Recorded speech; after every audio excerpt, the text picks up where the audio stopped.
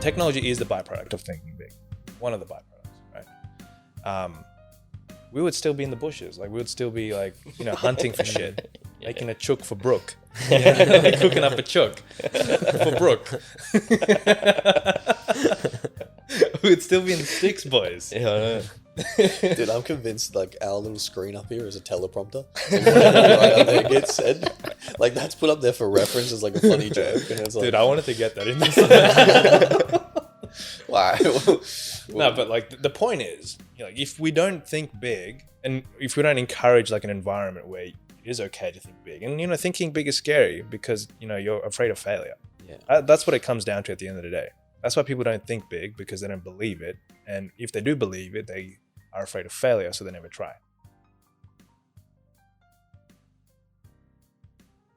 Three, two, one, and we're live, boys. How are we? Yeah, good, son. How are we feeling after Wikan's podcast? Yeah. Nah, good. Yeah, Good, rippa, good. man. Honestly, like, I've had a lot of good feedback as well, like from my family and friends and shit, saying like his story was really inspirational. And yeah, when I listened to it as well, like, can't help but like tear up every time. Yeah. That shit fucking hits you. I visibly saw you and Dylan. You both were like tearing up. Yeah.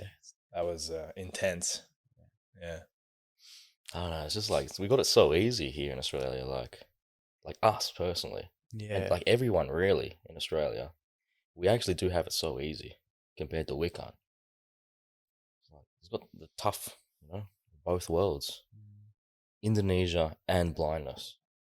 And I didn't really know he went blind at 13. I feel like that's harder than being born blind, Oh yeah, Yeah. because now he's got like the perspective of what it was like before.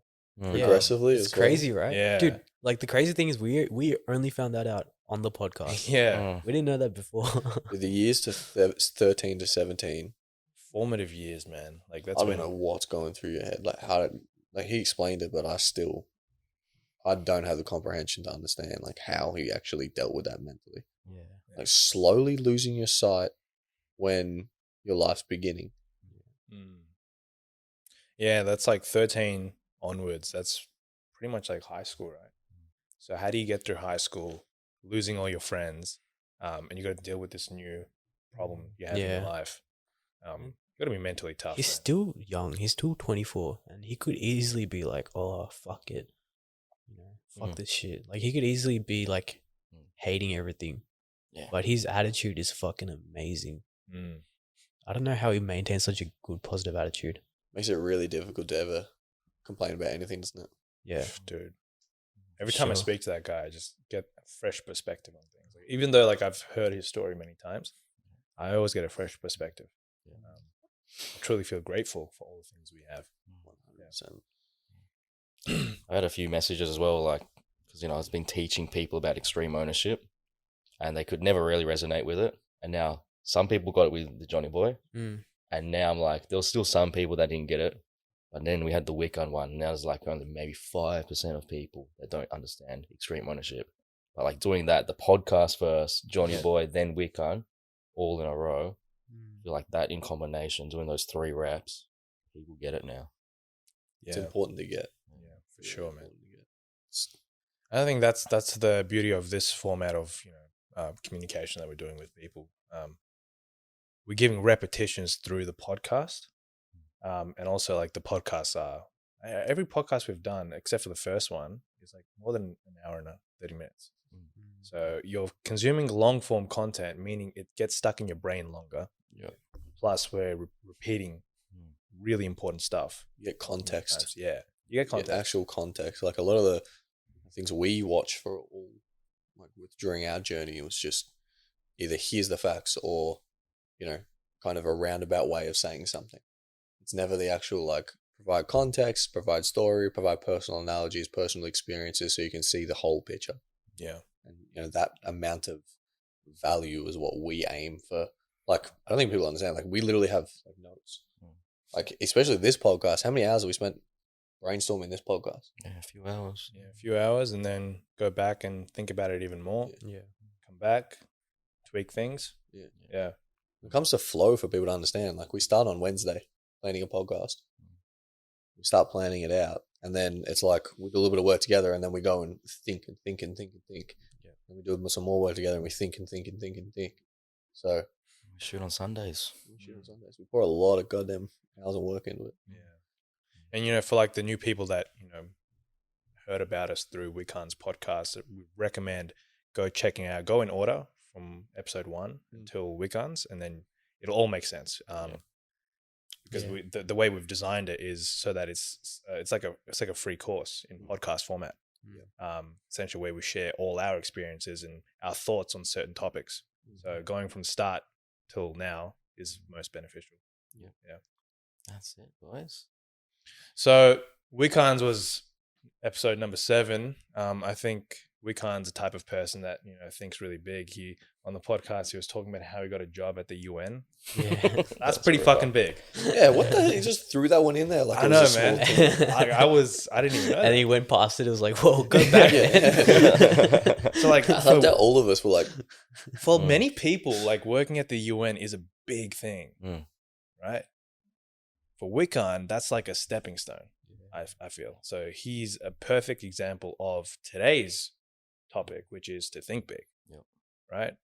Do you guys want to talk about? Yeah, I'll go for it. I think the thing is, like, we're going to talk about why thinking big is so important, but it comes down to what Hardcore Headstart's all about, and that is to expand what you know is actually possible with your life. You know, it's to open up your eyes and to see, oh wow, like my life can be absolutely amazing if I can see it through this lens. So yeah, thinking big is extremely important. But before we touch on that, we'll just like to do a little exercise. This is what we normally do with everybody that we first meet. We always say to them, take out a piece of paper, like literally do it now. Take out a piece of paper and pen, and then just write down what you want your life to be like, and describe it in a few like sentences or maybe even a paragraph, and take time to think about it, right? And we're going to go and talk about this podcast, explain about thinking big and all of that, and then we're going to reflect at the end, right? So just write down what you know, don't exaggerate it. Whatever you have thought in your mind right now, write it down on a piece of paper, and we're going to reflect on that at the end. So I highly recommend you literally pause the video now, write it down, and we'll touch on it soon. But Samir, remember when we were doing this one, you know, when we first touched base for the first time going through Hardcore Headstart and all of that in the early days, like what did you write down on that piece of paper? So yeah, that was probably 5-6 years ago now. And my mindset at the time was completely different. I didn't really have any concept of thinking big. I was following this traditional route of finishing high school with decent grades and then going into uni, getting a degree as an engineer. And then my big goal back then was I want to get a job, a decent job, not the job of my dreams, just a decent job that'll pay the bills. And my big number at the time was 80,000 a year. And I remember telling you this, like, that's my big thing that I want to get. I just want 80,000 a year after I graduate, a decent job and a secure job. And then eventually I'll get a family of my own, get a house, mortgage, all that kind of stuff. Yeah. So that's literally what I wrote down. Yeah. So you wrote down on the piece of paper $80,000 a year, and it was all like roughly around that. I think that's very similar to most people we come across. For whatever reason, I remember thinking this way as well as a kid. Like, just 6 figures just stood out as like, wow, that's insane. If you can make $100,000 per year, like that's, you know, like that's next level shit. I feel that a lot because my parents at the time, they would always instill in my head. First of all, we never talked about money. Right? We never talked about money at all. It was like a taboo topic in my household. Yeah. And they would always say, you need to earn 6 figures. Yeah. You need to earn 100K. Yeah. And, you know, at the time, I'm like, 100K, that's a lot. So they made me think 100K is a lot. So my environment was like that. Yeah. So I'm thinking like, oh, 100K, that's a lot. Because, you know, I grew up with that. So I'm like, maybe I can't hit 100K. I'm going to aim for 80. Yeah. That's wild. Yeah. Yeah. I went to something similar. Like money just wasn't a conversation. And you hear about those stories all the time. It's like you ask about money and it's never explained to you. So then you form bad money habits. It's the exact path. Yeah. Is if you don't communicate about it effectively, and it's like you can't just blame it on like my parents. My parents didn't get the knowledge from someone else who didn't get it from their parents, who didn't get it from their parents, and it's just a, continuously fulfilling It's a negative loop, feedback loop. Yeah. So it just takes someone to kind of think big and get that extra knowledge. Yeah, for sure. All right, by this stage of the podcast, you should have already written down what you think, what you want in life, and, just have that down on a piece of paper. But now let's lead into the quote, G, the Henry Ford quote. Yep. So the quote is, the person who thinks they can, and the person who thinks they can't are both right. So which one are you? Right? That's a deep one. That's a good one. So what that means is, if you think you can't do something, you're right. But if you also think you can do something, you're also right. Yeah. It's just about having that big aim set, Oh, yeah. Yeah. right? When you start seeing like big, massive goals, it's super important because then you start to expand and think outside the box, and you're like, man, like how can I make that a reality? Yeah. Instead of like this little thing, you're restricted, you have low energy, and just like, oh yeah, and like we were being there before, 80,000. Yeah. I might not be able to make 100,000, like Samir was saying. Let's just go for 80,000. Yeah. You're limiting yourself. Yeah. Instead of if you can make a massive goal, and the saying is, if you aim for the Aim for the stars. Stars. Aim for the moon. Aim for the So moon. you can be a part of the stars. yeah, you'll Yeah. end up among the stars. It's 100% true. Yeah. And like make the goal like absolutely insane, make it really big. And what we're going to do is we're going to explain the importance of that. And by the end of it, we're going to show like it actually is realistic and it's not even crazy. Yeah, it's just math. The ridiculous thing is like the difference between the uber successful that they just dared to dream. Yeah.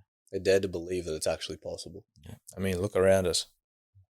If we didn't have big thinkers that dreamt really big, none of this would be possible, right? Yeah. Like I wouldn't have this iPhone.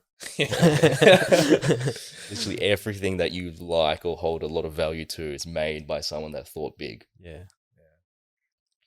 That's exactly right. That's a Yeah. crazy thought though.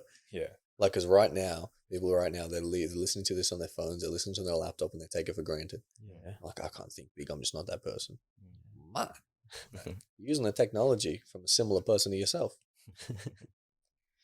Get out of your own way. Like, if we didn't have big thinkers, man, we would be so far behind.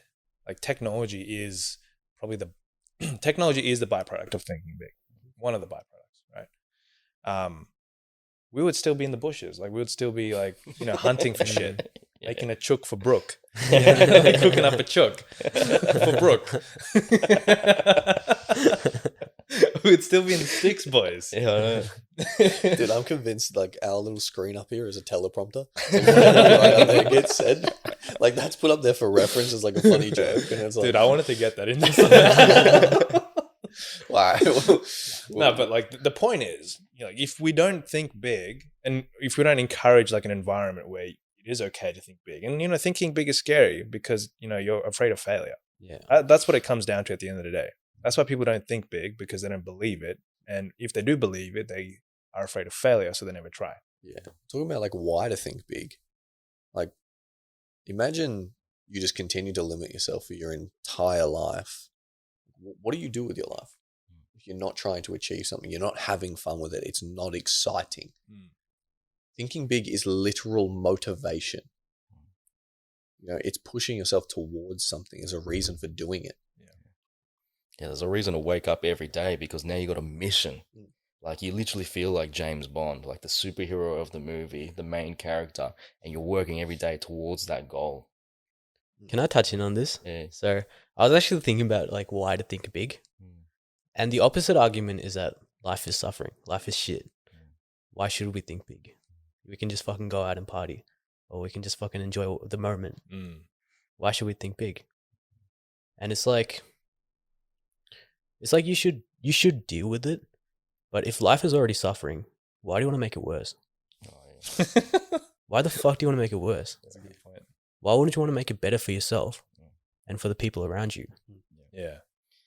I think the thing is as well is like, one of the goals of life, in it depends on how you interpret the meaning of life and all of that. But if you say you want to enjoy life, Yeah. it comes down to, yeah, you could enjoy the time now, Yeah. you know, and have short-term stuff, but then you're going to hurt your long-term. Yeah. You're not going to be able to travel and see the world. You're Yeah. going to miss out on the big stuff. But our mindset is we actually have a system and a way of approaching life and finances and all of that. And we can get, you know, we just sacrifice for 3 to 5 years or so. And then at a really young age, if we start early, if we're lucky enough to start early, then at 25, literally, we have a whole life in front of us. And now, like, you know, we're in the position now where we can make enough money compared to the average person. They have to put in 38 hours of work. Yeah. And we might only have to put in 5 hours of work to make that same amount of income. Yeah. And, you know, and look at us, we're not old or anything. So total, we're actually going to have way more fun than the person that focuses on the short term. Yeah. And the other thing is, like, you know, a lot of what I'm saying is like from Jordan Peterson. So shout out. But the other thing is, like, you know, in the future, like, worse things are going to happen. Like, you know, someone close to you can die. You could die. Like, you could get really ill. Your family members could get really ill. So the reason why you need to think big now is so you can set yourself up heavily in the future. Because it will happen. Yeah. It will happen. Bad shit will happen. Yeah. So you need to shoot for the moon. Yeah. So, like, when that bad stuff happens, you can be kind of prepared. Yeah. Could be the leader of You actually, sorry, Sam. You actually put something on your Instagram the other day that, like, is perfect for this. One of your stories that said, "I don't want to be secure. I want to be strong." Yeah, that was a ripper. It's like, yeah, that's the thing. Yeah. That's the thing. If you just aim for 100K and you get 80K, okay, you might be able to get by in life. You know, you're struggling still. You know, every single day you have to go to work or else your world stops. Yeah. But you want to shoot so far ahead that you can live whatever life it is you damn well please. I feel like it's... No, go ahead. And you can be there for whoever needs it as well. That's For yourself and for whoever needs it. damn right. It's your responsibility. Yeah. That's why you need as to think big. As a person who lives in a first world country, with opportunity coming out the wazoo, right? All the technology in the world, great living conditions. It is your responsibility to help the people around you. Especially if you're living in a first world country. Like, you got to think about the odds, right? Like, what are the odds that you are born a human? You could be anything. You could be an animal, right? You're born a human. You are male or female, whatever it is, right? You are born in a first world country. Like, you didn't do shit, but you're born in a first world country. Yeah. Your parents did all the work. And then now you want to coast and not think big. Like, you've got such a huge advantage over everyone else that's, you know, living in worse off situations than you. Yeah. It's like you're kind of obligated to think big. Like, you have to. So lucky, so fortunate. I always like to meditate on the idea, if I was like, you know, one of these places like Africa or whatever where they're really struggling, if I was a kid there, what would I do to swap bodies with myself? What would I do? Everything. Yeah, you would. The answer is everything. I'd give everything. And how hard would that person work? Yeah. Damn right. Just to put things into perspective, our situation right now is success for many people in those environments. Because, you know, in those environments, they don't have to deal with bills. They have to deal with not dying. Right? They have to deal with conflict, which is way worse. It's not regulated. It can happen anytime. So to us, when we think, oh, I can coast, like you said, people in countries in Africa would be like, what would they do to be in our situation? And they see us as success. So if we're in this situation and not thinking big, we are not being successful to ourselves. Like, we're not doing that. And like, we're going nowhere. I think it's very obvious to me when people come from those type of places. Like, we speak about, Joey Diaz speaks about immigrant mentality all the time, doesn't he? Yeah. Like, people come over here and why they're so successful when they do have opportunity. Dude, these guys struggled. These poor people struggled so much in whatever country that they came from. if it wasn't a first world, obviously. Mm. Struggled so damn much that it's literally just built in them to work as hard as possible.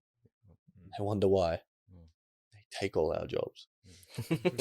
Get the hell out of here, man. Yeah. So yeah, we're talking in terms of luck, in terms of geographic location, where you're born and all of that, first world or third world. But something we haven't spoken about yet is you're actually lucky based on time.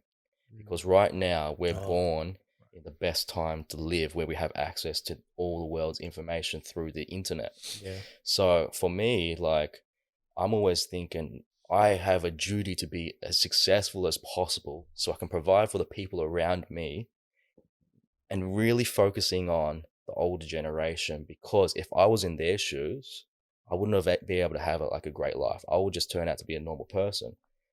Turn out to be a business owner that has a couple businesses or whatever, but wouldn't turn into a multi-million-dollar investor potentially on the way to become a billionaire one day.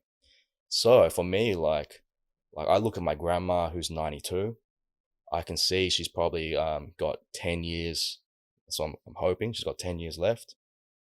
Pushing it, if we get lucky, she's got 20. Unlikely though. Good genetics. Got good genetics. She does have good genetics. She's still jogging. She still jogs, does her push-ups, and can reverse park with She's her still, car. she's still driving at 92. She reverse parks better than me. Yeah, she's all right. But for me, like, I want to really sacrifice myself. Like, I'm working hard, and a lot of my money and time, I want to spend it with her while she's still around. And then when she passes, I'll spend it with my next grandma who's in her 70s. Because I'm grateful for these people.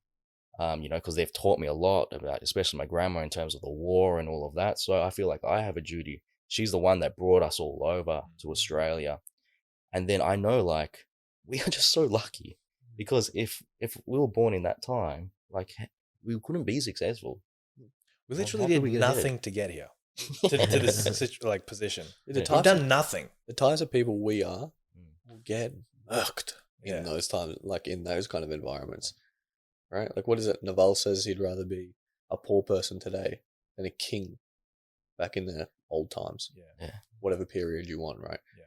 Dude, that's 100% right. You as, like, in a first world country, as poor as it can be, homeless, whatever kind of position you're in, you still have the opportunity to go down to welfare and get paid. Especially in Australia, man. It's Exactly. like there's no excuses in Australia. That's the reality of the environment and situation we live in. We are that damn lucky. And the fact that it's, we've grown up with no other, speaking about it the other day, we grew up with no other biases when it comes to, investing in business. Like, with pure technology. We understand technology. We've grown up with technology. This, like, may take a couple of hours, but the lighting, the cameras, this makes, like, intuitive sense to us. Right? The internet makes intuitive sense to us, to even our parents and our parents' parents. Like, your nan, it actually does a good job with technology, but it's still very difficult to learn because it's just doesn't make sense. Yeah. That's like with us, like, for an example, how much of us understand the next generation of technology, which is like, quantum computing? We don't understand that shit. So, like, to your grandma, it could be like that. Yeah. Absolutely. Yeah, we always talk about, literally, if you're born in the 1980s and 1990s is the best year to be born. You see the transition of the internet coming. You see it, how it evolves. You see how fast it grows. And then now you can see that before your eyes. You can adopt it and use it in your life like we are. And then you can also invest in that. And people think the internet's done. People think technology has hit its peak. How can it hit its peak? It's a hockey stick. It literally is a hockey stick going up exponential. It will go up faster and faster and faster. There'll be no end to technology. Yeah. It'll only get better. Wasn't this like a computer in like the 1990s? That- powerful, man. Dude, Yeah. that was enough to take a man to the moon, or humans to the moon. Let's break it down even And further. we got it in our pocket. We got it in our pockets, That's yeah. insane. Technology is relative, right? Like, way back in the day when we first had the first fire, that's also technology, Yeah, for sure. right? So I like the wheel. we can argue that's where it first started. Made the first fire. We use the instruments. That's technology because it's different to what we have now. It's innovation, right? So it just, like, guys, we're nowhere near to the end of it. Like, we're not even. I don't even know how far along that hockey stick we're up. We're not even close to parabolic yet, are we? Where's the flying cars, for God's sake? And if you went like 50 years ago, or like say like the 1950s and stuff, and you looked at all the major cities across the world, especially like the big ones in China and stuff, it was just land. Yeah. If you ask the people there, like, what do you think will be in this position in 50 years' time? No one would say like massive skyscrapers and all of that. They'll think rails and stuff. Now, 50 years later, what's going to happen? There's going to be way more. Just because you can't see it doesn't mean it's not coming. Yeah. That's what people have a hard time kind of conceptualizing, right? And the thing is, like, those technology advances, they're the big things. Like, people thought big. Like, for example, people are trying to figure out how to travel faster without having to fly. That's a big fucking thing to think about. How do you do that? So they've actually come up with a solution. Oh, we're going to put tunnels underwater and we're going to make it a vacuum so that there's no air resistance and you can just zoom through at like 2,000 kilometers an hour. So like, who the fuck thinks of that? You have to be thinking so enormously big for that to happen. You know? It's insane. And these people just have confidence to believe in themselves to go and get it done. They're just like, well, see, the thing about all of this is like, what's the worst that happens if you think big and it doesn't happen? What's the worst that happens? If you put as much, thinking and action into trying to achieve the best of your ability, what's the worst that happens? The worst is like you just get data. You figure out what not to do. You don't lose. Yeah. You still win. Yeah. You always win by doing the best of your ability. You always win. There's no downside. Always winning.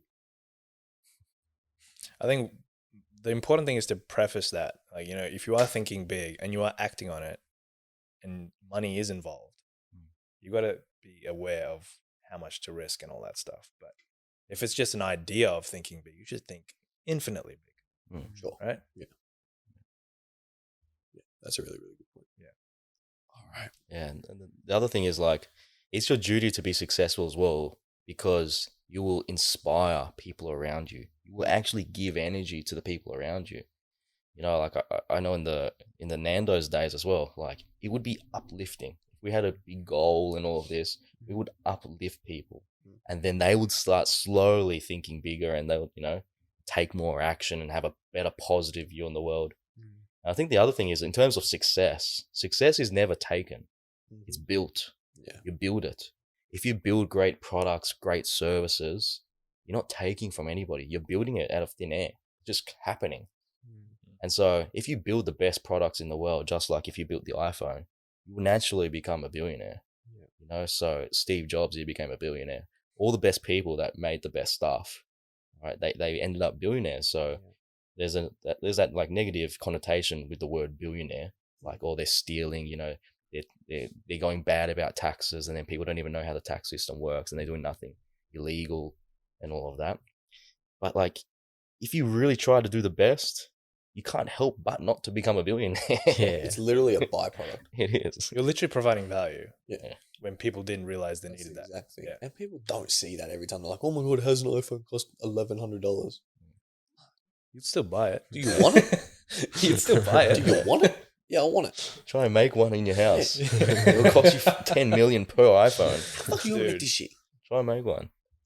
There's no way on earth I'm making this in my house.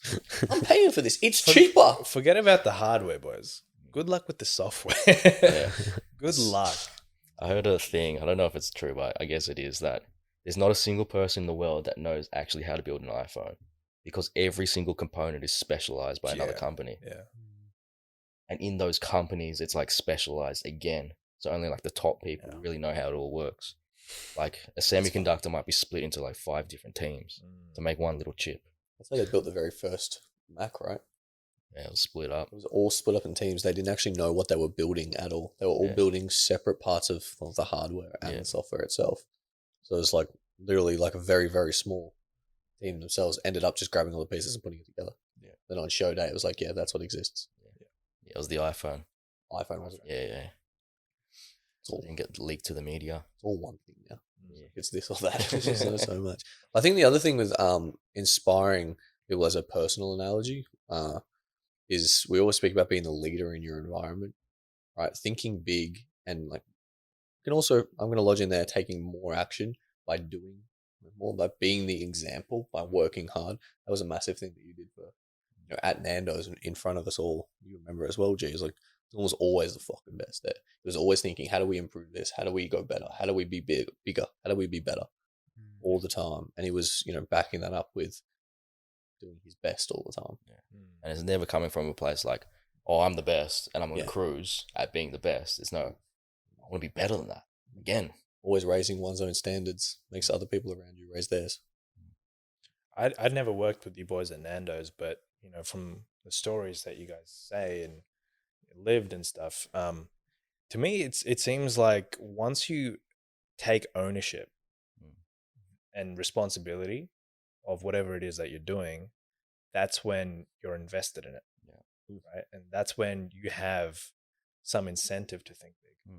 Like, for example, you thought of Nando's as if it was your own business. Yeah. Then you're like, oh, if Nando's is my own business, I want it to be successful, I need to think big. Yeah. So you've took ownership of that. Yeah. Like a little story about thinking big was most stores, like Nando's businesses, they stop serving customers at 10 p.m. and their rule is you need to pack up the store and be left by 11 p.m. So you got an hour of there to clean. And we're just looking at that. I'm like, dude, that's wasted capital, wasted labor cost. So let's make a goal straight away to get that down to 10:30. And let's make that the default. 10:30, always need to be out. So we can save half an hour per person labor cost. Adds straight to the bottom line. We made a reality. Then we're like, all right, every other store is now complaining. Like I used to go to the manager meetings and everyone's like, oh, you can't cut labor cost. I'm like, it's just easy. You guys aren't thinking big. And I'm like, you know what? We're going to cut it from 10:30 to 10:10. We found a way to do it. Right? We found a way to do it to get it to 10:10. And then we're like, no, man, come on, let's think big. Let's get a 10:01. And it was a struggle, but it was a mission, man. And then everybody starts getting pumped up and shit because it's like, boys. And then everyone's like actually wants to go home because no one wants to stay there. People want to go home, eat their food. And No all one that. wants to stay there for an extra hour. Like get an extra hours of pay to clean. So your goal was to reduce the overall wage that you would pay to people by saving an hour. Yeah, save an entire hour. And we did it. We eventually hit it that we could, not every day, but frequently, we could get out at 10:01. 10:10 was like our maximum. And every other store thought it was impossible. Then the crazy thing was I moved to Nando's Chadstone, the busiest store in all of Australia, right? When the sales like over $100,000 a week. And the thing there was like 12 a.m. was like the standard. You leave at 12 a.m. because it's even busier. Well, here we go again. Every other manager, no joke, coming from the other stores, like, oh, they're complaining already. You haven't even worked a shift yet. You don't even know what's possible. You're already complaining. And then they're like, I see them, they finish at like 1 a.m. And you got to pay overtime if you go past, I think it's like 11:30 or something.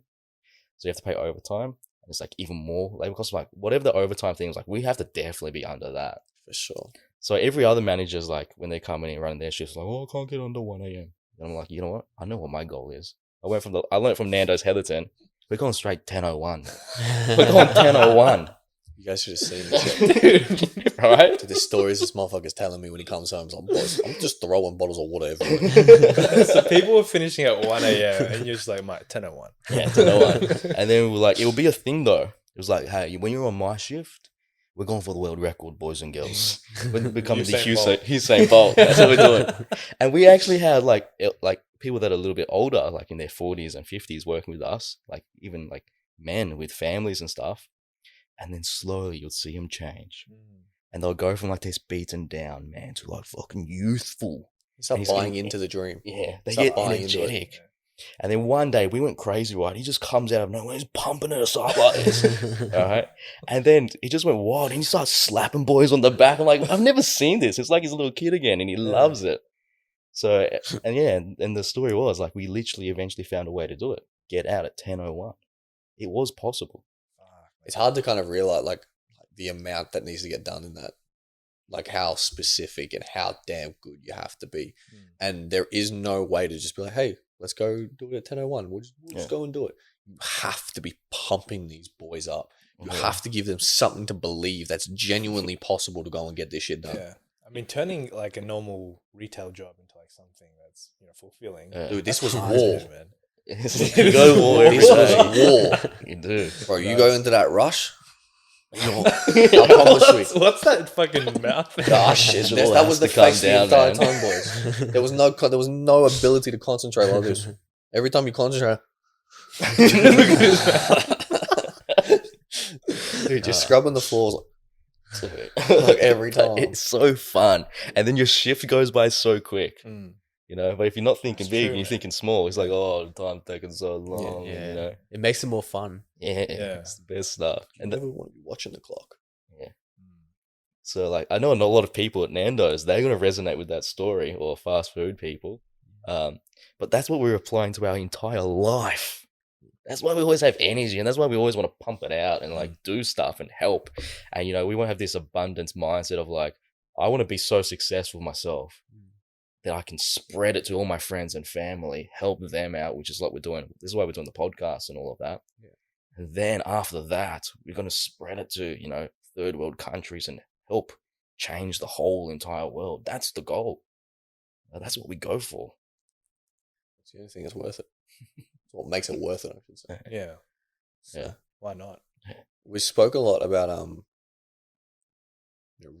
trying to achieve those massive goals, and if you end up missing, you know, what was that quote? You aim for the moon, you end up in the stars. Yeah. Right. So if you don't hit your massive goal, all right, you didn't get that, but you're still way further ahead than you would have been if you were thinking small. Mm.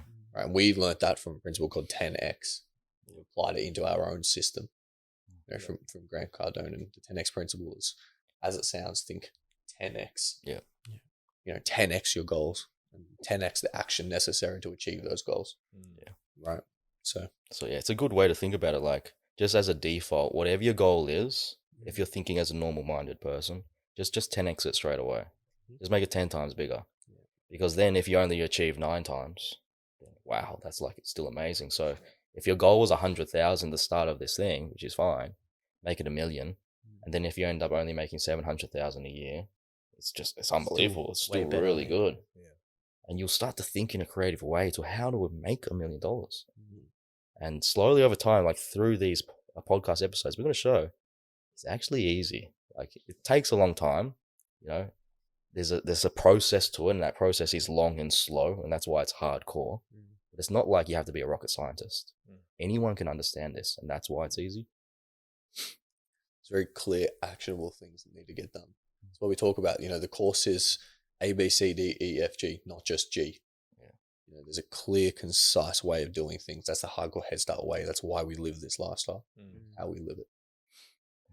So do you want to, Dil, you're the best one. You've explained this to us a few times. Is see so far ahead that competition is irrelevant. Yeah, I think this one is like, we learned it from Elon Musk, where, you know, Elon Musk is doing big things. He built so many companies in his lifetime. He was the first person, or I think actually the second person, to get $3 billion companies. They're all worth $1 billion, and that $1 billion is now small. But he, you know, with Tesla, his goal as well is to change the world. Like many of these billionaires, their goal is to change the world in many ways, and it comes down to effective altruism.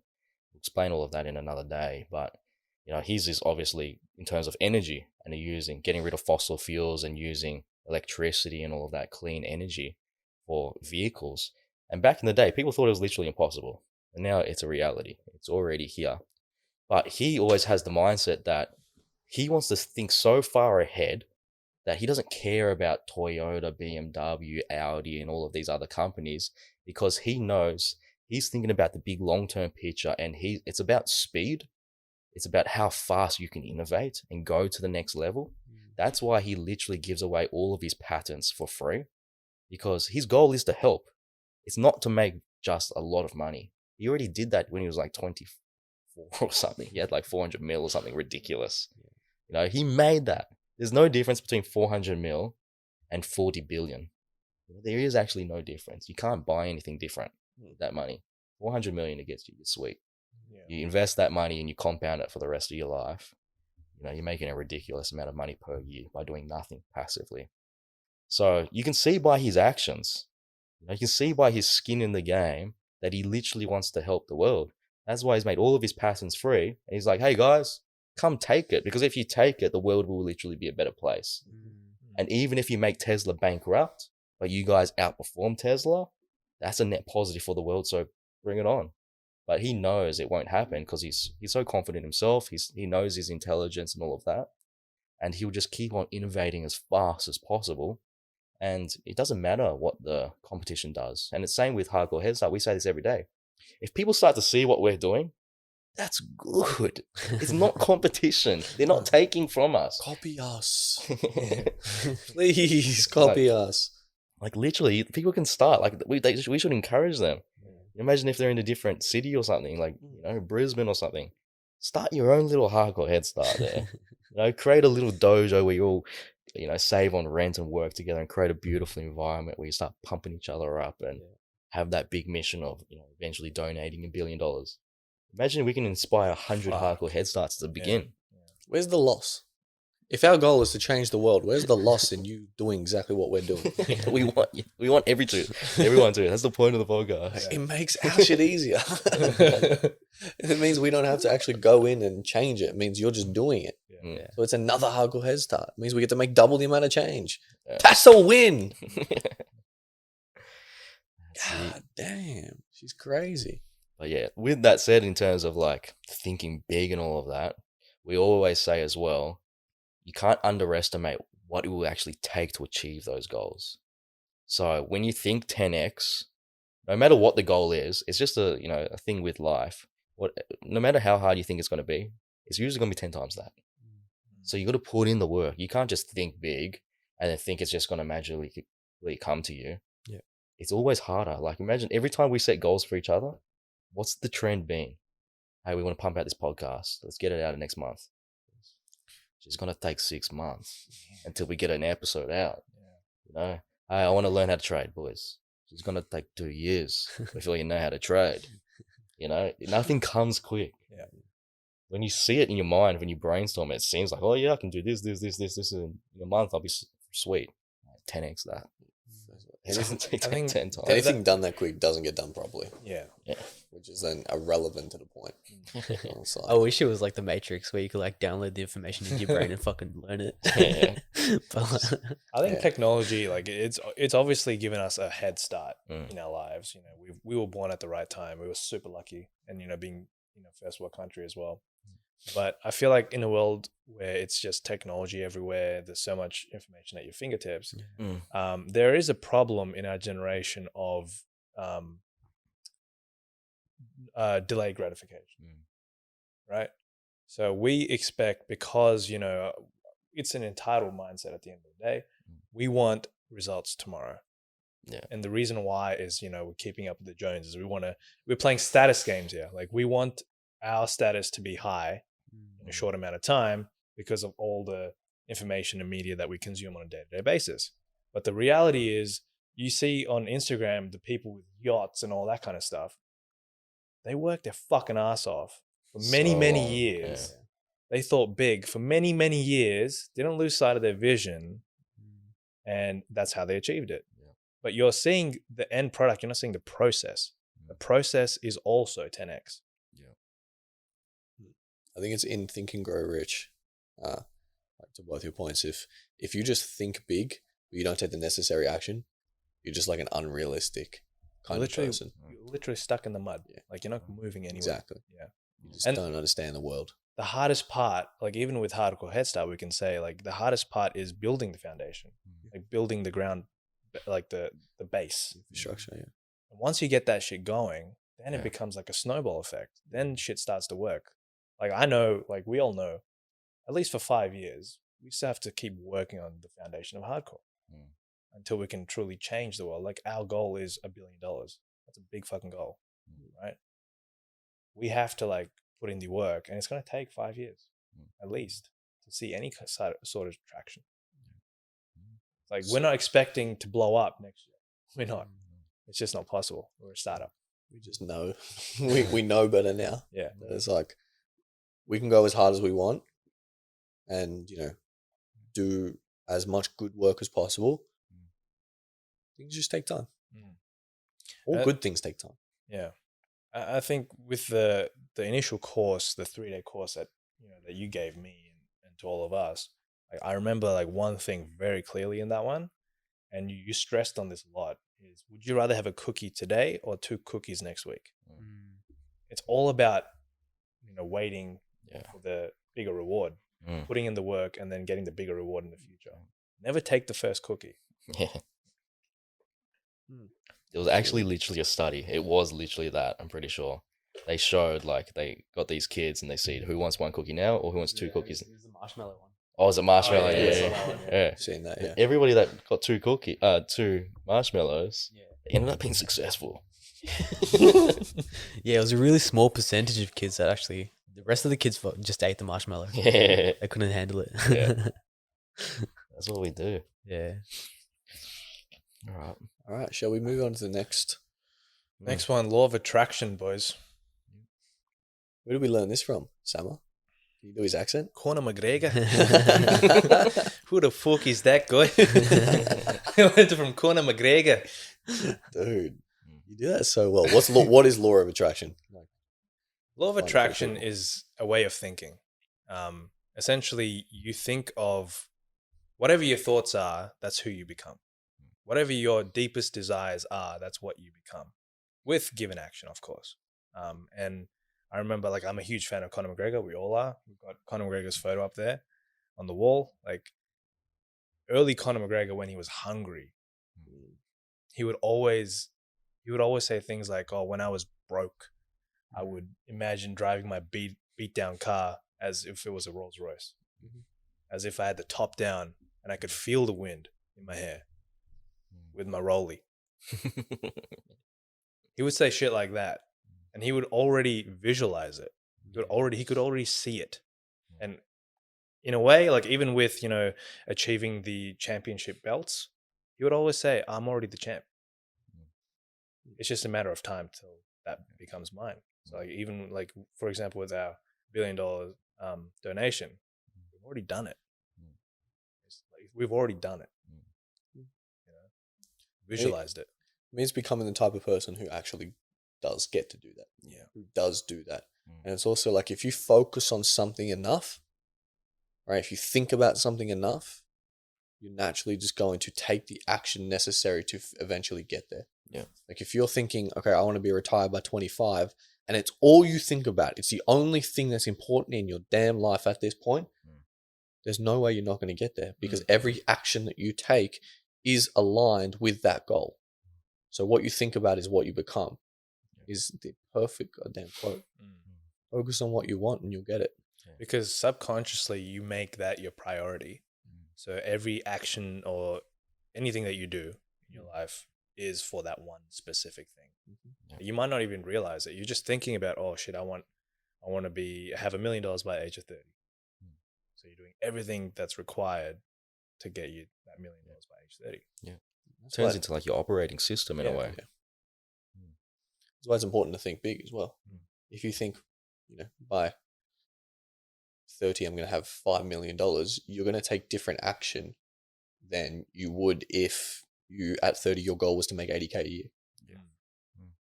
Very, very different action, obviously, because it's a much larger goal. Yeah. So It all comes back down to the Henry Ford quote again. The person who thinks they can, the person who thinks they can't are both correct. It's the same thing. So law of attraction, it gets a lot of shit on the internet because people think it's woo-woo and like they haven't studied it enough and they think, oh, if I just think about it, it's going to manifest into my life. But it's about time like invested in thought. So we always talk as well inside the house, like if we have a new idea, well, we always ask like, well, how many hours have you invested into that thought, that idea? Because it comes down to if someone's invested 10 hours into that idea and someone has invested 50 hours into that idea, thinking about it, the person most likely who's done 50 hours of thought knows more about that idea. So it's the same thing. If you're thinking constantly about success, spending hours every day just constantly thinking about it, then it's going to happen. one thing that's probably a good example of people is like we haven't spoken about the villa on the podcast, but we can probably, if you go on our Instagrams or Dylan's Instagram, you can find more about it. But the villa itself, essentially the concept, you're going to build a villa in Bali, right? Mm. How many years or months, how much time did you spend going through that idea and thinking about it? It's probably 2 years, probably 2 entire years, and then a whole trip to Bali dedicated to research and development. So myself and Andy, we tested every bamboo. That's the concept, the idea. And again, just like Elon Musk, I want to chuck it out there. We want to do a bamboo villa. Let's go. Yeah, and bamboo is very good for the environment, because something that people don't know about bamboo villas or bamboo is that you can cut it off at the stalk. It's actually a type of grass. So when you cut grass off at the bottom, it just grows back. Bamboo is the same way. You cut her off at the base, within 2 years she's fully back. So you don't have to take it out. Yeah, you just keep chopping her, whoop, she's back again, boys. So it's like really renewable. Yeah. And then it's really good for like earthquakes and stuff, because it bends and all of that. But yeah, like we spent like a whole year doing like the mathematics, brainstorming, trying to find like the holes and flaws in it, then trying to build a game plan out to how to make it actually possible. We found out that, hey, to actually invest in Indonesia where we want to do it, we need $1 million to actually legally own the rights to it and all of that, and abide by the law. And then, yeah, we just figure out like every little flaw. And then every time you think about it for a month, there's a new flaw. Like now I know all about the legal system in Indonesia. I didn't know anything about it before. Now I know more about how real estate investments work. Now I know more about raising capital. Now I know about how to get to that capital, through reputation and all of this other stuff. So it takes a lot of time. And now I know it's great, because I think about it so much that I can't really come up with any other ideas. So I'm like, oh, it's already built in my brain. And the most important thing is, after it's probably now 3 years thinking about it, I still want to do it.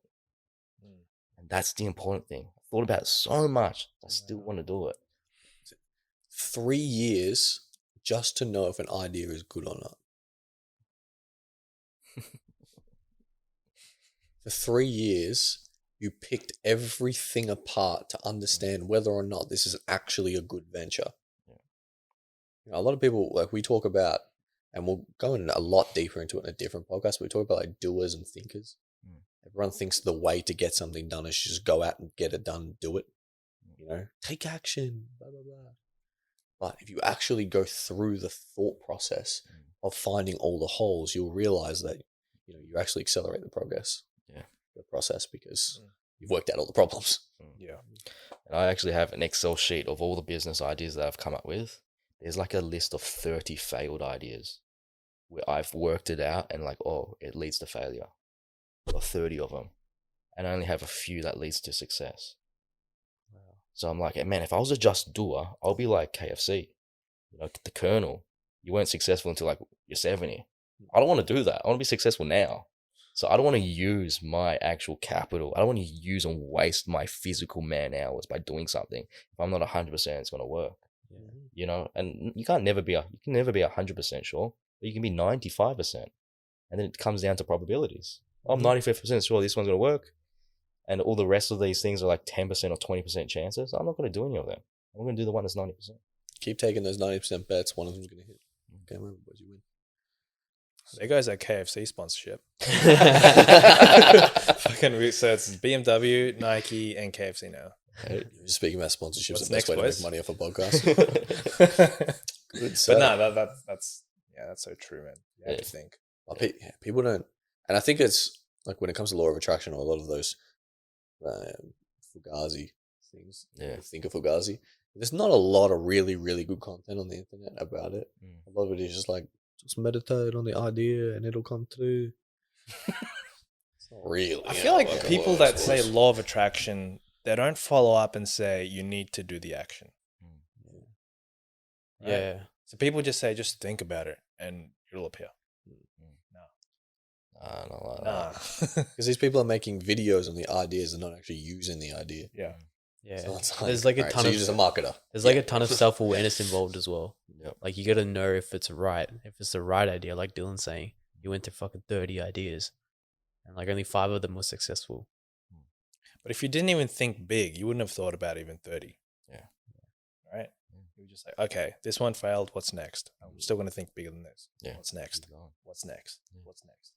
Just find the one. And find it, like it's so good for you to be able to find it in your kind of realm of passions Mm. as well, and that's really, really, really important. Yeah. We spoke about with the music industry, right? Having the self-awareness to go do that thinking to realize that that's not necessarily what the best course of action was. So it's just just do more thinking. Do more thinking.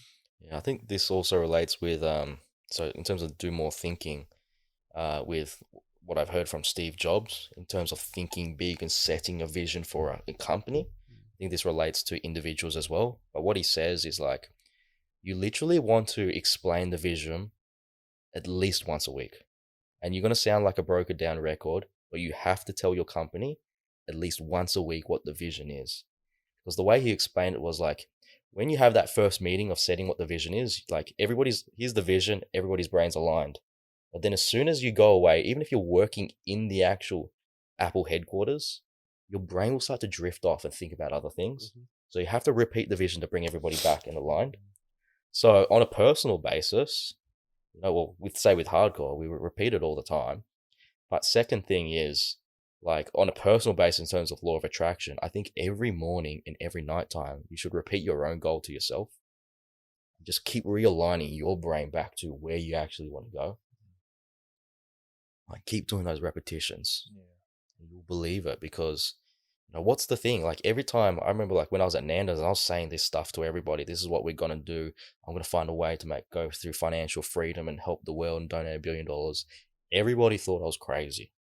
I lost every single person and every single friend. But I was the one that believed it because I kept on telling myself. And what they didn't have was they didn't have the knowledge to see it's actually literally possible. So it's really important, because odds are, right now, if you're going down this journey of becoming the hero of your own story, then most likely you're not going to have that many like-minded people that will support your vision and support your big thinking. So you got to do it for yourself. Keep repeating to yourself what you want to do, and don't care what anyone else thinks. Do it for yourself. And the long term, they fight with you at the beginning. Long term, they all come back around and they want to be a part of you. It's like, man, you didn't support me when I needed the most at the beginning. Like I got all these other people that did support me. I've got to focus on them first, help them out. Yeah, it's crazy that you say that about Steve Jobs, because I was watching a podcast with Mr. Beast and Colin and Samir. He was talking about the exact same thing, and this was like when Mr. Beast had 1 million subscribers. Yeah, and he hired this comedian guy because he wanted to have more comedy around him, so he could be funnier as a person. And at this time, he had a small team, and his vision for that year was to grow from 1 million to 10 million. Everyone thought it wasn't possible, but every single week he would be like, "This is where we are. This is where we're going to go."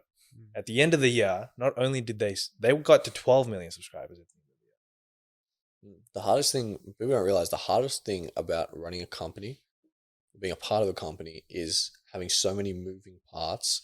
There's those parts being people, so many moving people working aligned in one vision, towards one vision, I should say. That's the hardest part, because everyone inherently has their own things they want to do. But finding like-minded people where you can cohesively work, like we can, towards one thing and stay focused for 50 fucking years, which is damn well impossible. But it's not, because people do it. And you look at people like Mr. Beast, PewDiePie, all those type of people. 100 million subscribers for PewDiePie, almost 80 million subscribers for Mr. Beast, or 70 million, whatever. It's ridiculous. It's ridiculous. Like literally more than the population of Australia. It's crazy. Way more. Yeah, way more, right? So imagine if Mr. Beast was just like, I'm cool with 100K subscribers. I'm just gonna coast. Yeah. He's a very unique individual where his goals is like to become the best in that specific thing, where I feel like our goals are more like become the best version of ourselves. He wants literally to become the best in that. He wants to be the most watched YouTuber of all time. Yeah, he's obsessed with that. Yeah, it's literally what he thinks of all the time. And people were asking him, "Oh, what if you go bankrupt?" And he's like, "It's all right. I'll just make sure the next video is better. I'll just make sure the next video is better." Because we're doing this whether I have money or not. Yeah. He goes, he says in the same podcast, he goes, I would be, I'd be doing the same damn thing whether I had the money or not. Yeah. You know, I'd probably just be like, oh, what would you do if you didn't have the amount of subscribers? I think was the question. You go, I'd just be 50 with 1,000 subscribers. Still 80. do You'll be 80. 80 with 1,000 subscribers. 80 with 1,000 subscribers doing the same thing. Yeah. It's like, That's what he wants to do, and he's doing it, and he's thinking huge, Mm. right? And the crazy thing is, people like him, when they blow up that big, they move locations. He's like, I come from a small town. yeah, he Right? stayed there. I'm staying here. That's That's like us. Like we currently are in Springvale, Yeah. small town, but thinking big. That this will always be home. Yeah. You know? I'm bum buns here, baby. We come Bun bun. buns. I think I tasted you guys last night of like one of the crazy, like Charlie D'Amelio, 100 million followers on TikTok. Not only is that larger than countries, like they influencers now are their own like news stations.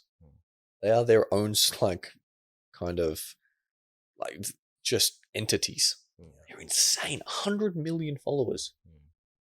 That is a population of 5 Australias. That's insane. Yeah, it's crazy. Like the power and movement that comes from that. I just thought it was an interesting stat. So, but Yeah. the next one in red there. Yeah, I think it's just like even if you're not understanding so far like the benefits of thinking big and how good it actually is, well, you just need to think about this. It's actually better if you just default in being an optimist and thinking about big stuff rather than a pessimist and thinking about small stuff. Do you agree that your life will be better off if you think big? Like even if you don't believe it, your life will literally be better off if you always look at the glass half full rather than empty. And it's like, especially with like the stock market. I remember G, you posted that thing on Instagram where it'll be like, I think it says like, it sucks to be a pessimist or something about the stock market. Where it crashes every time, you know, every few years. It's just at all-time highs. It just grows. Keeps growing. And it makes sense why it keeps growing. Yeah, people understand the stock market is a market of companies. Companies are a thing of people, and people want to improve. They want to make it better. So of course it will grow. That's human nature. Yeah. No company is just like Jeff Bezos is never going to go like, hey boys, goal for the next 10 years. Let's reduce size, boys. Let's get Pack it up. Let's pack it up. Let's go backwards, sons. Yeah. Let's go smaller. Smaller. Yeah, no one says that. It's always going to grow. That's exactly right. Yeah. So, But yeah, I think it's with this mindset of thinking big, you're proactive instead of just being reactive to the world. Because something that we preach at Hardcore Headstart is it's not all sunshine and rainbows. As we're saying, especially with the Wikan podcast, you know, life will beat you down, right? It's gonna happen, and people call them black swan events. You know, people were calling coronavirus a black swan event. And what black swan event means is like a massive event that happens to the world, which you can't see coming. But the thing is, coronavirus actually wasn't a black swan event. It was, you know, actually a likely event. You know, I think you were talking about it in that book you got. It's like where to invest your money actually if you want to produce the most good.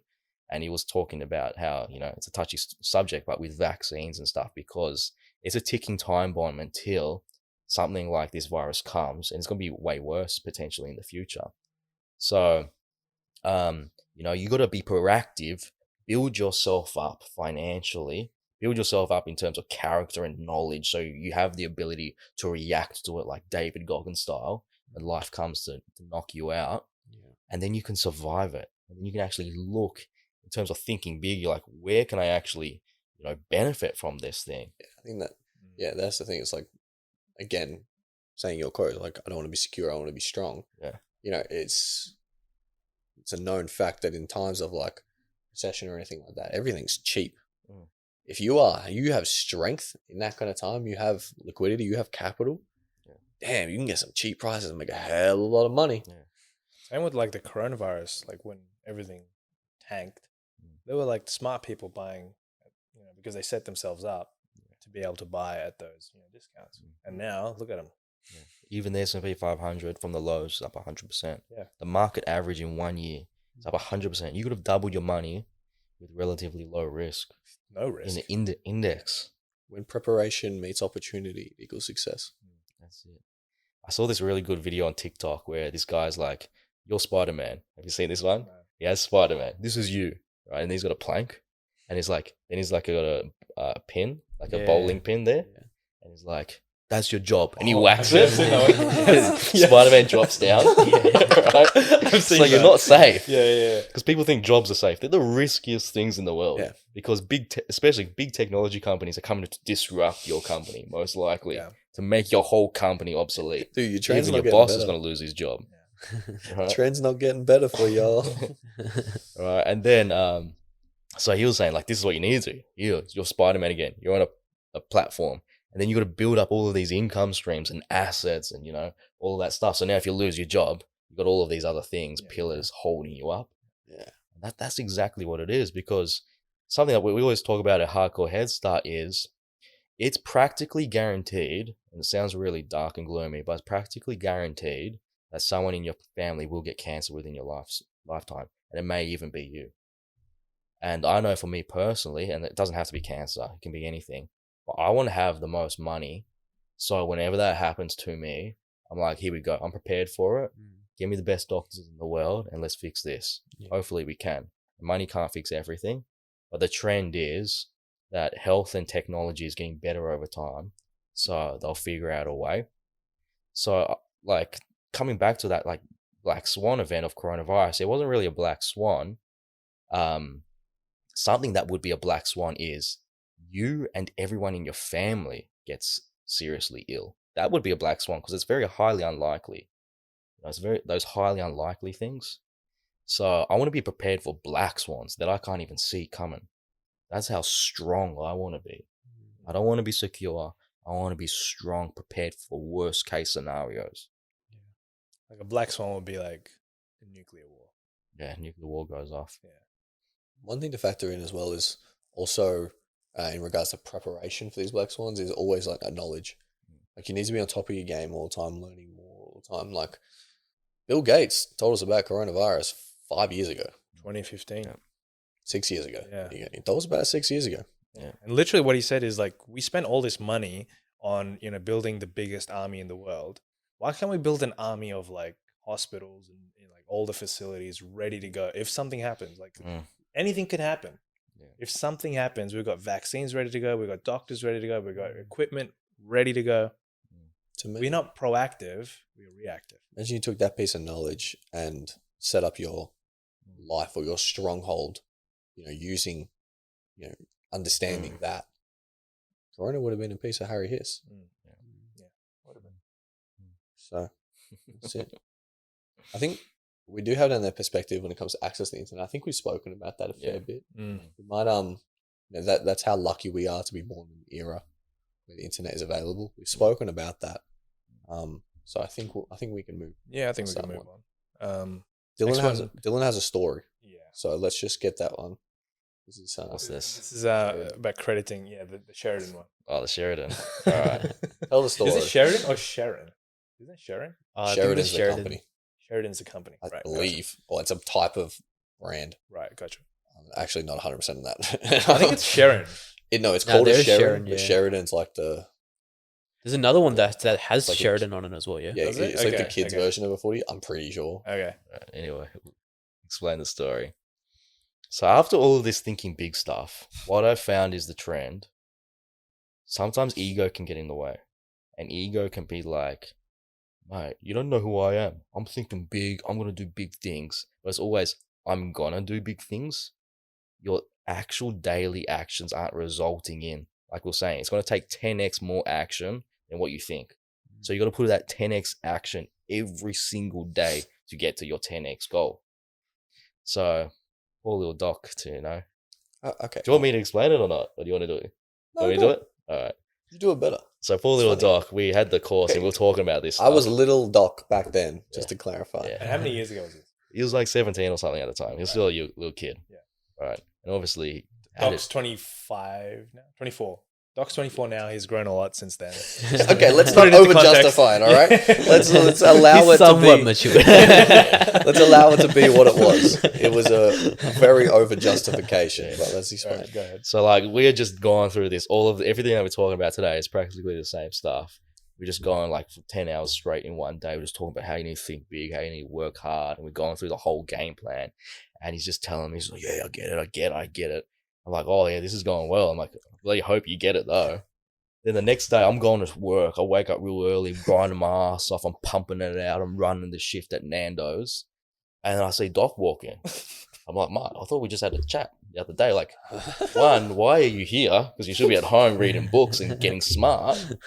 But then you got a little Sheridan football, all right, like the leather footy with his little brother. He was like, oh, I'm just coming to Nando's for a feed where it's expensive, wasting time, and then playing footy. I'm like, so does any of those three relate to you hitting your big thinking goals? The funny thing is, you could have gone to any other Nando's, Yeah. and Dylan wouldn't have known. Yeah, right. Obviously, the point is like, hey, clearly wasn't like trying to get away with something because clearly didn't understand the knowledge well enough there. It was like, I see this a lot, and I only see it because it was one of these mistakes I used to make a lot. It was over justifying because you're done the thinking.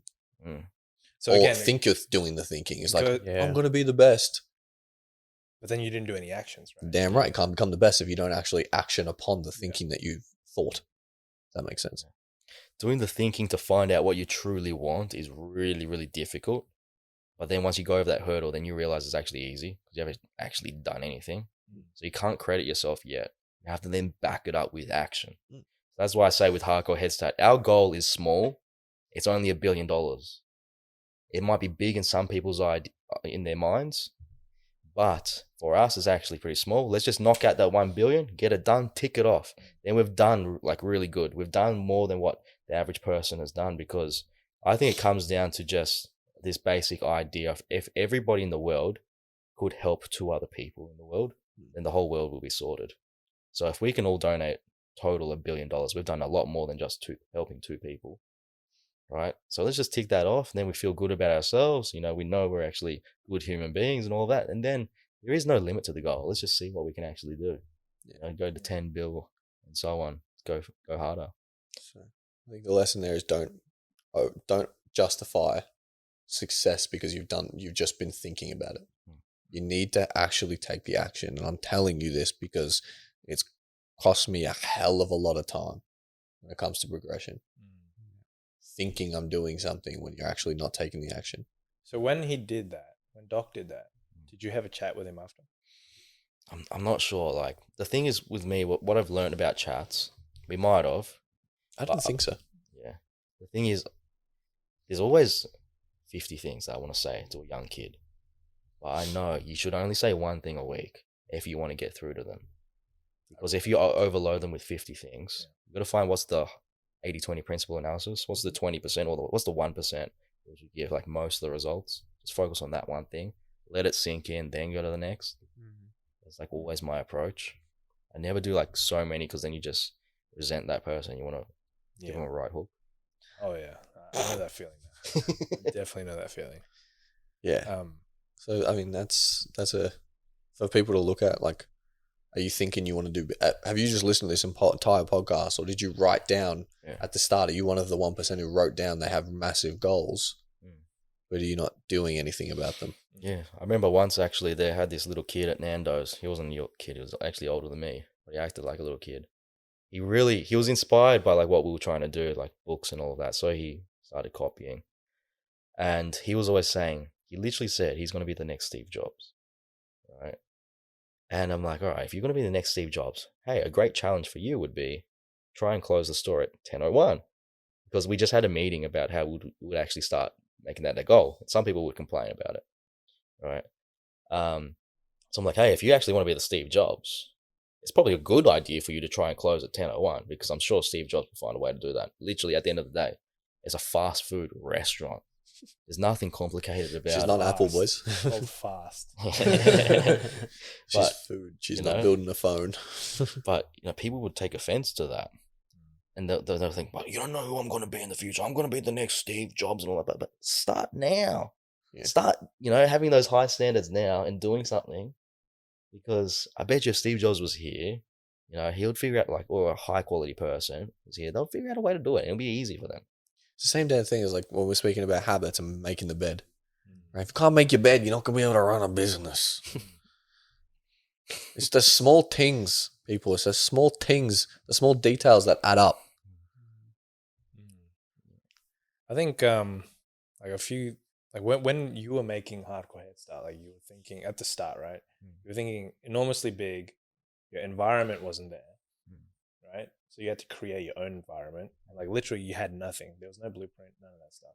So what actions were you taking to back up your big thinking of like starting Hardcore Headstart? I think it comes down to like one of our first episodes about top 5 heroes.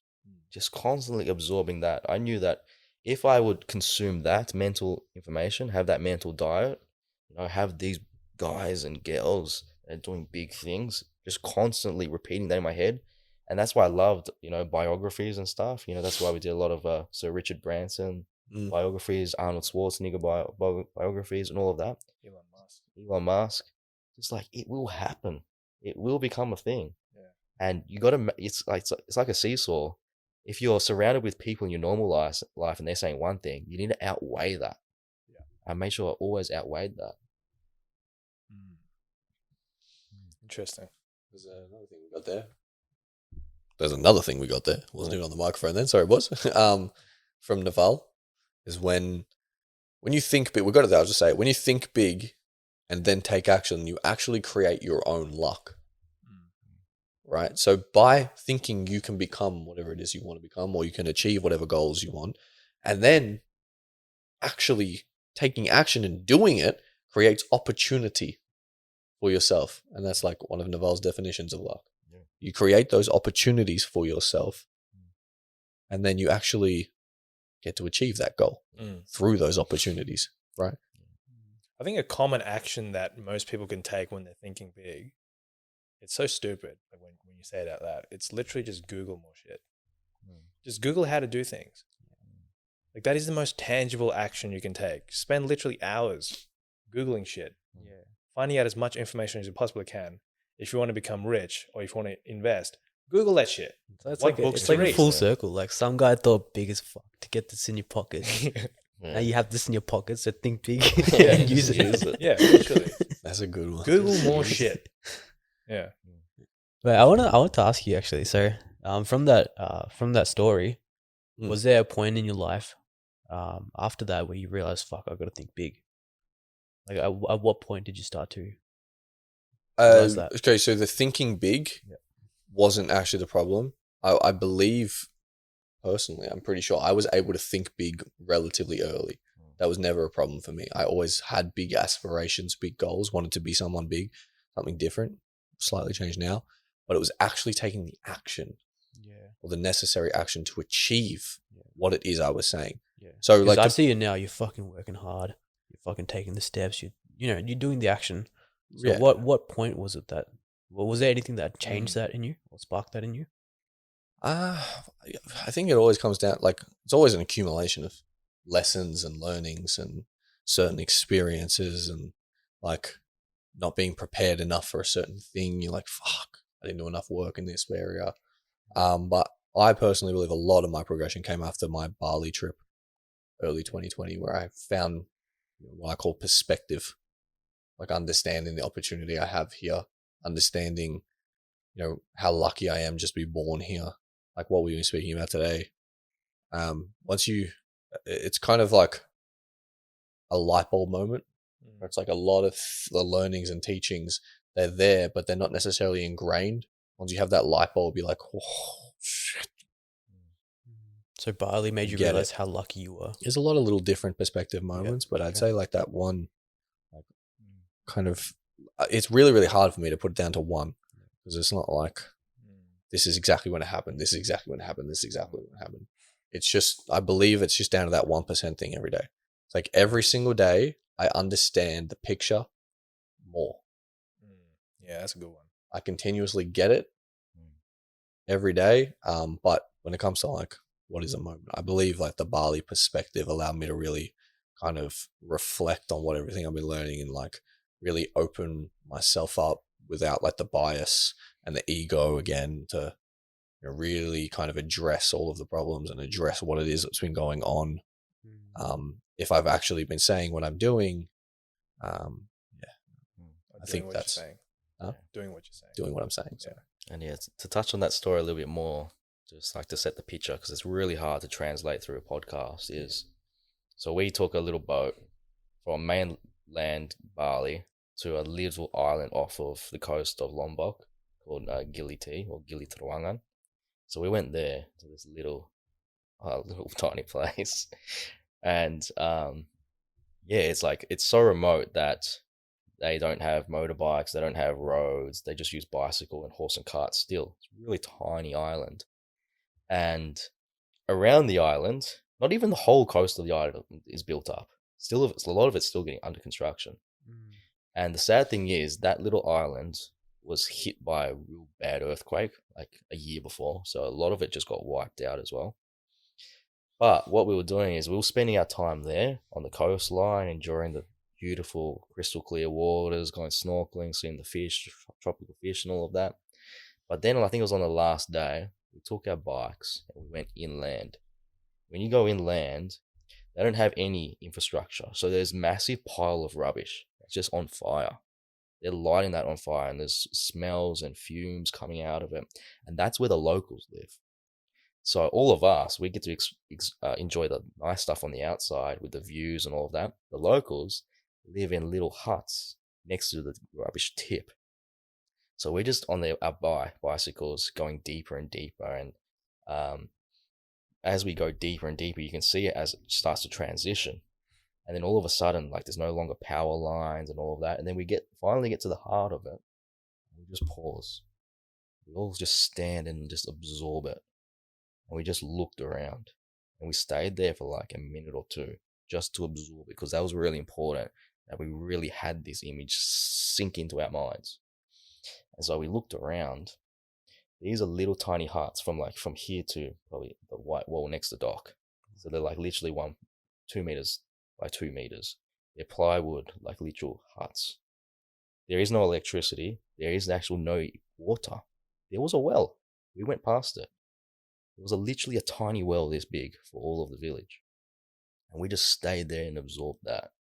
Let it sink in. This is what life is like for some people. They're struggling. And, I've been in other villages in Bali as well, and like people are dying every day just because of like little things that we can go to the hospital for. So, sometimes the medical system gets a lot of crap, and because they're more reactive than proactive in many ways, but they can save you. In Bali, the stuff is just, if you get sick, you have a high chance of dying, real high chance of dying. And like saying this Gili T Island, there is no hospital. There's not even a doctor's office. There's nothing there. So what do people do when they get sick? They'll probably have to get on a boat, go to mainland Lombok. Which is Lombok's a little bit closer, but Bali mainland's 2-hour boat ride. One way. But yeah, like even when you go to the mainland, there's not going to be good hospitals, and they might not be able to afford it because there's no public healthcare system. They can't even afford the boat trip. Yeah. And probably their private hospitals are probably not even as good as our public. Or they definitely aren't. Yeah. So that's why if anyone that gets sick in Indonesia and they're wealthy, they always fly straight to Singapore. That's what I do every time. That's the closest place where they can just stop off, and it's really good there. So no one uses hospitals in Indonesia. Yeah. So that kind of, thank you for that context, because it gives better context and perspective to what I'm trying to talk about. But to your question, it's kind of like, how do I justify or have the right to just think big and not take the action? Like, I don't deserve to be born here. No one does. Like, why do I have the right to be born in a first world country with opportunity? I'm not different to anyone else. I'm not different to the villager who has no clean water, who doesn't have a door on his hut, who lives in 40 degrees with no insulation, and the middle of next to his fucking house is a burning tip. There is no, I'm not better. So it's kind of like very disrespectful for me to not use the opportunity I've been given to give back and help in, you know, the biggest way, but in a small way, just to help the people around me at least. Let's go, Doc. Let's fucking go, Doc. So You've come a long way from the Sheridan, Doc. That's beautiful. hopefully that kind of That was really nice. an understanding. It's a good That was question. Really beautiful. You're really beautiful. All right, what's next, boys? Oh, Wait. you go. You know, I got nothing. I was just going to say, this is Sam's favorite analogy. Oh, the RPG game. If you want to go there. Yeah, it's up to you. Do you want to talk about it? I mean, we'll talk about it briefly, but I feel like the mindset people have whenever they approach life, it's a very rigid, not free flowing type of lifestyle, because I feel like humans always have blinders on. Like they're just tunnel visioned. They don't know anything else. They're afraid to step out of their boundaries. When in reality, life shouldn't be like that. Life is literally, the whole world is your oyster. You can literally become anything you want in the world. So if you think about like an RPG game, for example, like GTA or, you know, RuneScape back in the day, like we used to play that a lot. We had a lot of fun because you weren't doing any specific task over and over again. You were doing whatever you wanted whenever you wanted. Why? Because you created that character. The same thing applies to real life. The thing is, we enjoy games because we can achieve those certain things much quicker. That's it. That's the only difference. I watched, there's a perfect movie that like really kind of encompasses this RPG game analogy, right? And it only just come out. It's Ryan Reynolds' new movie called Free Guy. Have you guys watched it? Yeah, I saw it the other day. Yeah. How perfect is the analogy? Yeah. Just for what we're even doing at Hardcore Headstart. It's ridiculous.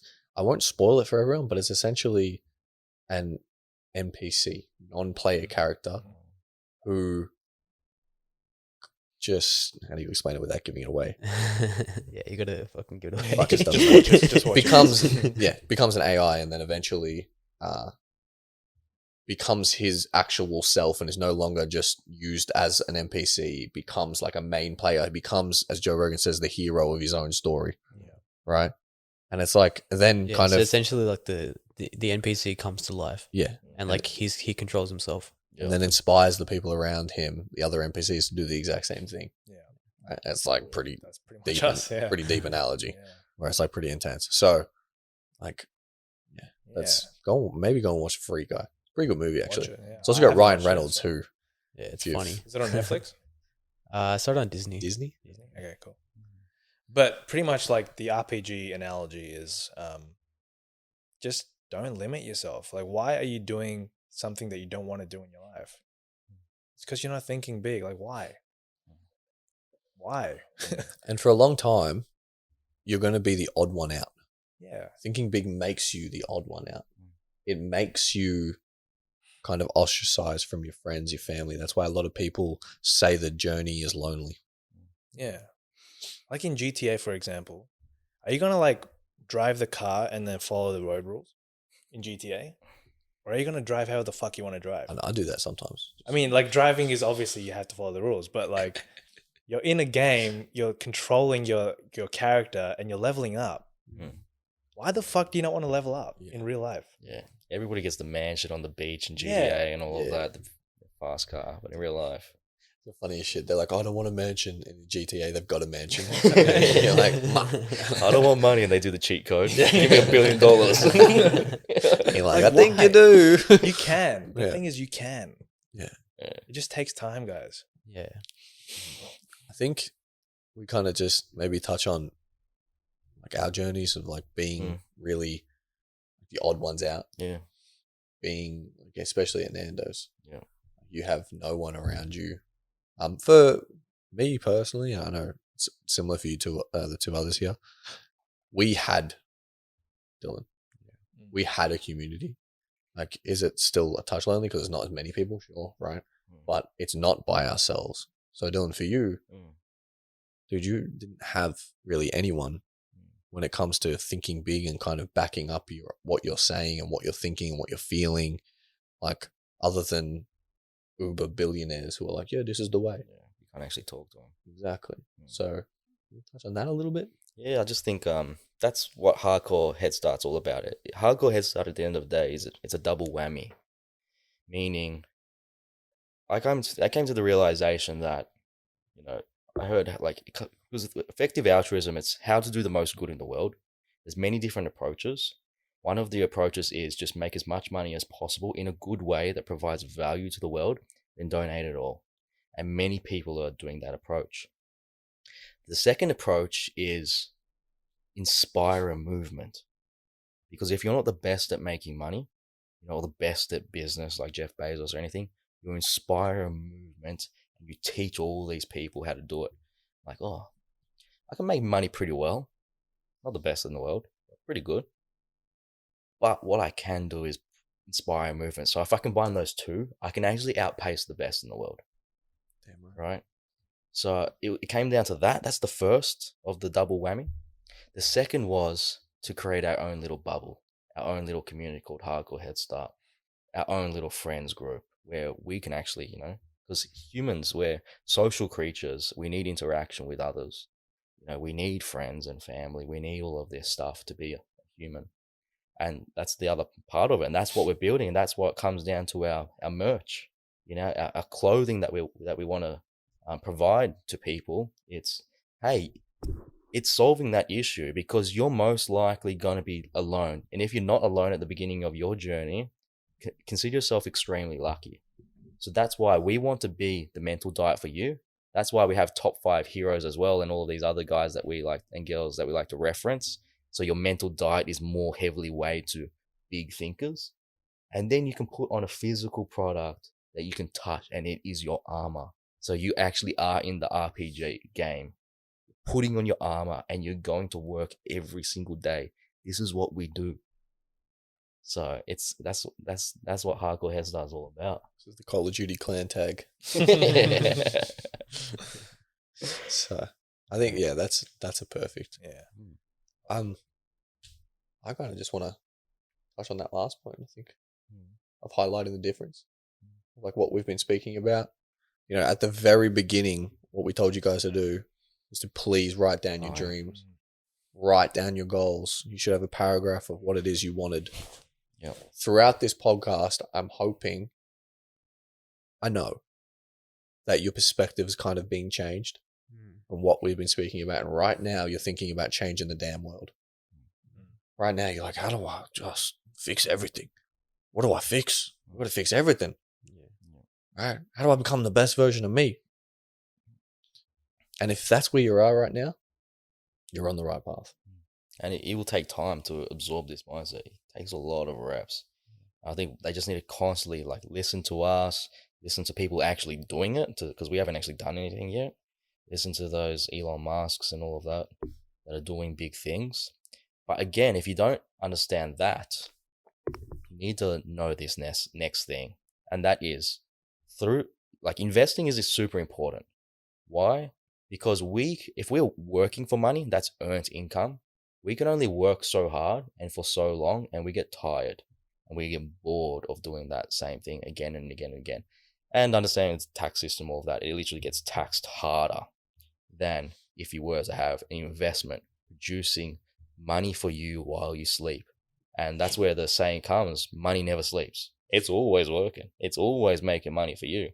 So if you can find a way to make money and invest money like we can, and we can help people with that, and that's what the point of this podcast will be. We'll touch on that. But if you can find a way for money to make money for you, slowly there's this thing called, compound interest, where the more money you have invested will create even more money. And then say you're making 10% with that money, then you would make even more money. And then 10% of that, even if the results don't go bigger, because you have more money, you literally make more money again. And it eventually turns into a massive snowball effect. So to put this into perspective, I tell all of my sisters and everybody that I know, if they're under the age of 18, their first goal should be to save and invest $10,000 for the long term. Because if you can save $10,000 before the age of 20, keep that invested for 50 years at an investment return of 20% per year, which is achievable, right? It will turn into $91 million in 50 years. So $10,000 invested for 50 years at 20% interest rate. This is not crypto returns trying to say get 1,000% in a minute. Just Right. a one-time In a investment of minute. 10,000. Yeah, one Say in a single minute. investment. Yeah, that's what everyone else is trying to do. If you invest $10,000 once, you never add money again. For your retirement at age 70, you have 91 mil. So that's barely working. Like, I don't know many people at 70 with 91 mil. I don't know. Yeah, I don't know any. Yeah. I don't know anyone actually. Yeah. And like they couldn't have though as well because they didn't have access to the internet like we do. Yeah, that's right. Yeah. So now that comes back to the perspective thing in terms of writing down on that piece of paper. Reflect on that because all of your wildest dreams can come true, and it's just a matter of time. If you want to work hard, you can get that 91 million quicker. If you want to sacrifice, you get it quicker. If you want to take it easy, you get it in 50 years. But you will become a multi-millionaire. Like, if you're not a multi-millionaire in the future, like, you've kind of played the game wrong in a way. Like, you should at least be single digit, millionaire. Yeah, you made a mistake. Let me just put it nice and clear. You made a mistake. Opportunity in the world, especially in a first world country, just based on compound interest, it is damn well easy to become a millionaire. Especially, even taking your time. So it said 10,000 before the age of 20 is 91 mil in 50 years. That's insane. And I promise you right now, like you've spoken to your grandma's, your nan is older.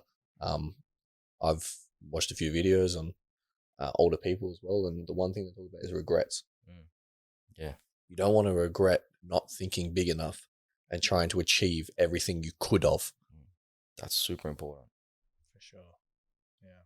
Like, who, do you guys remember who the guy, fuck, I might have to cut this one out because I can't remember who the person was and what the quote is. But it was like, he doesn't want to get to a point on his, or when he gets to, if he goes up in front of God or, he goes to heaven or some shit like that, he gets a piece of paper with his name on it and a bunch of different achievements. Oh, yeah. Wild different achievements. He didn't actually achieve all of these different things. Okay, but it's got his name on the top of the piece of paper. He goes, hey, this is my name, but I didn't achieve any of these things. He goes, I know. That's who you could have been. That's what you could have achieved. I think. You know who it was? It's not Matthew McConaughey, is it? I swear it is. It might be Matthew. Yeah. Italian boys. So, whoever it is, but I think the premise still Yeah. Don't have fits. regrets. No regrets. Like, look, we've spoken about it many times in this podcast. Nothing bad comes from thinking big and taking the necessary action to trying achieving that. Yeah. Become the best version of you and do the best damn well job you can, because it's your responsibility to help yourself, help the people around you, and help people who don't have the same opportunity as you. Life is a game. Treat it like a game. You don't get capped at a level 100. Shit keeps going. All right? So I think an exercise that people can use as well is, I highly recommend you go to a cemetery when lockdown's done. You go there, maybe you even find a relative. Right? If you don't have a relative there, then just go there. And then close your eyes and meditate for 10 minutes that you're on your deathbed and you're gonna die. And have you done what you want to do? Will you die with regrets, yes or no? Like, literally go through it. The richest place in the world is a cemetery, because it's full of people who didn't take the action upon their ideas, didn't make good of the opportunity they had. That's Les Brown people. All right. anything else you guys want to add, boys, to thinking big? No, just say, just take that action, write down that big goal, repeat it to yourself every single day. Whatever you have on that piece of paper, put it next to your bed. Constantly repeat it every morning, every night. And then start building your community out. And then it comes down to the mental diet. Well, that first one thing I like is that very first paragraph, if you still have it, put it in an envelope or something. Write my first goal, put it somewhere, open it in 5 years. put it in a safe, open it in 5 years. Yeah. You know, use the lessons you've learned today on thinking big and realize and kind of understand where you were, because there's a lot of value that comes from perspective, understanding the journey you've just gone through. Yeah. So I think should we, before we wrap it up, should we have a book recommendation? Think and Grow Rich by Napoleon Hill. Highly recommend checking that out. That'll be in the description. It'll be on the screen now as well. The Magic of Thinking Big, is it? Yeah, Magic of Thinking Big as well. I can't remember the author. It'll be on the screen now. There's one other. I reckon those two for now. Yeah, We'll stay with those two. Crack those two out, guys. Anything else? that's it.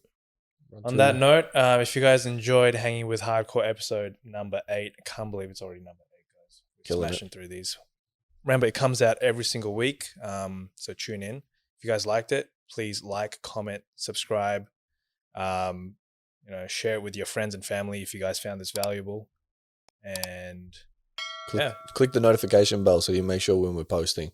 I want to see you all liking, commenting, viewing this the minute it comes out. Every time. every single week, boys. Pumping it out. This shit's going to change your life, so watch Yeah. it. God damn. And if you guys have joined us, after watching Wikan's podcast, we highly recommend starting from episode 1 again, because it's all in order. It's a free course. So on that note, shall we pack it up? Back it up. Back it up. Think big, sons. Pack it up. Thank you for listening.